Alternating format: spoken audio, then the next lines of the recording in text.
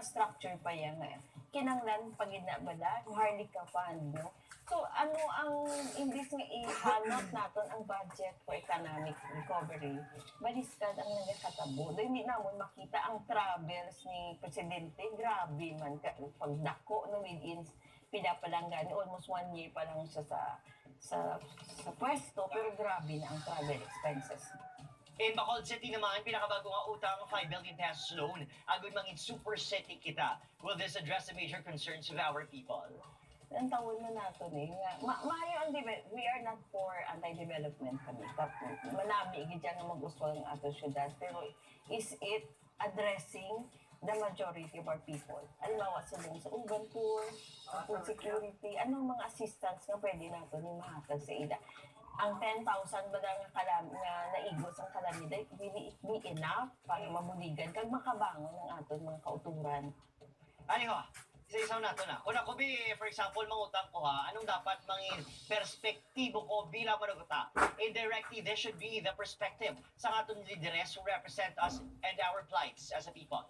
Amo na gani kay no ang pag-manage actually isang LGU. Parehas mo na sa pag-manage. So, ano ang priority sa buong panahon? So all the resources, ibutang mo lang dirang allocation. Ano ang mas priority? Is it food?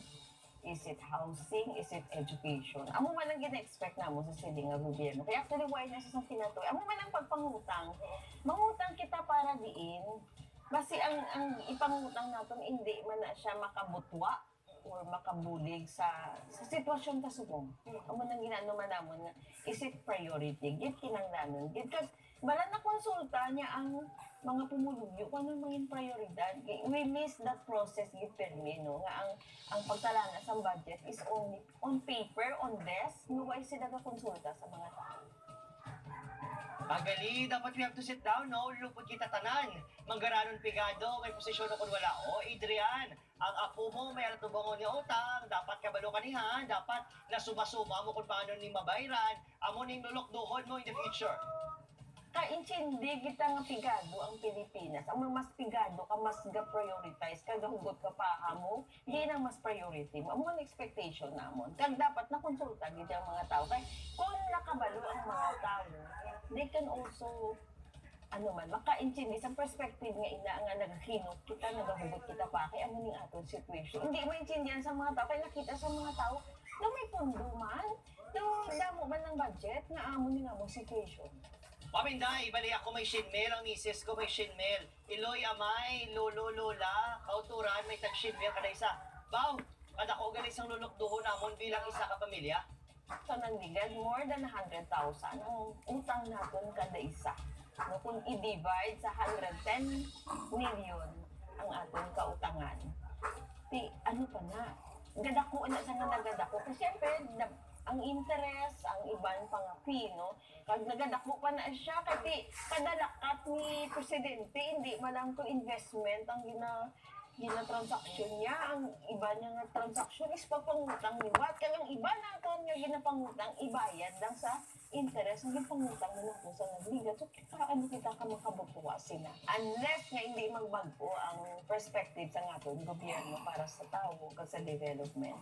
Padayon kita nga mag-lukdos ang ilang mga kautangan, pati nga ito kabata. Bilang parting words, Maminday, on behalf of FDC, ang pagpangutang balain. Actually, dapat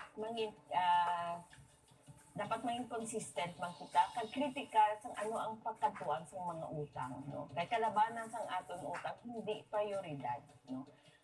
Na-address siya, napatuboy siya sa hindi mga priority ng expenses. So, dapat i-review gina ang sistema sa pagpangutang natin. Will it benefit majority of our people?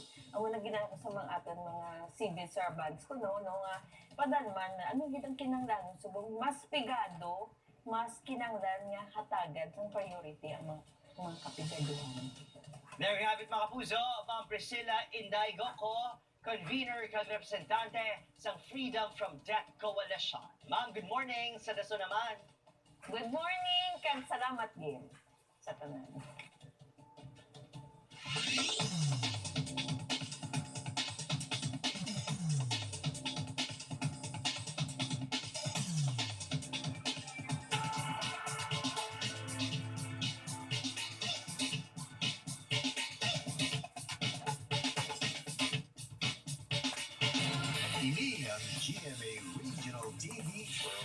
leadership. Watch TV on the go for free with GMA Now. Get yours now.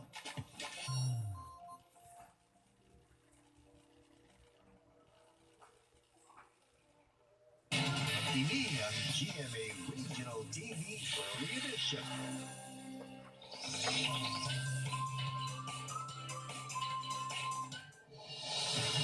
Matapos napaslawan nga magpakigsapol sa mga taga-Ikupaw kag sa barangay official sa Cochero Molo sa nga Martes nga adlaw kahapon din padulungan sa mga taga-Ikupaw ang 11 tanan ka mga pamilya na apektado sa ginsiradhan nga alagyan sa among barangay. Sa pagistorya sa nga Ikupaw kag sa mga residente ang sa tuanay panindugan sa mga residente nga hindi magbiya sa ila ilistaran ang nagligwad.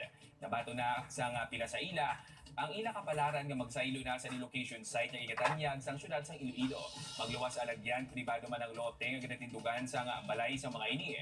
Sa 11 ka mga pamilya may 3 na gani ka pamilya ang nahatagan sang ilistaran sa relocation site. Ano sila mapa-register gid sila ang kutub ka mga way pamlamari makaparegister sa Ikupaw. Kaya iban diri may awardee na sa ilabid.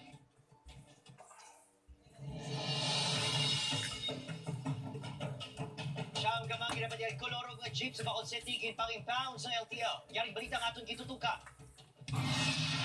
Ang tamat na nga nagkakapuno ang impounding areas ng LTO diri sa Barangay Mansinihan kung sa diin ginapahamtang ang mga public utility nga jeep nga koloro. Sa Lunes, siyang gamang tradisyonal nga jeep